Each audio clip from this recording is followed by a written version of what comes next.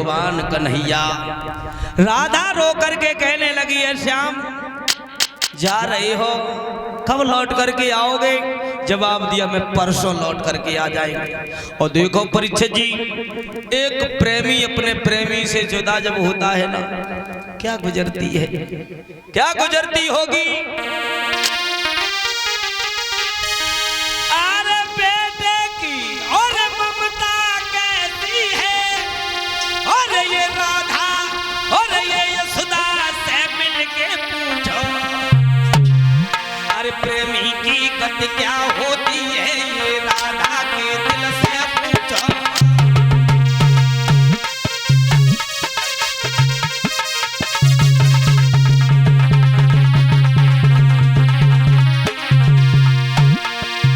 क्या गुजरती होगी। एक प्रेमी अपने प्रेमी से जुदा होता। आकाश प्रेम प्रेम और प्यार, इसमें अंतर है। प्रेम ये हर किसी को हर किसी से हो जाता है। भाई को बहन से होता है, पिता को पुत्र से होता है, माँ को अपने लड़का से होता है। क्या प्रेम और प्यार,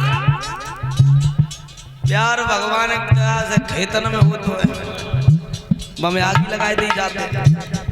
प्यार बस प्यारे ही कही जाते हैं, क्योंकि बात तो बहुत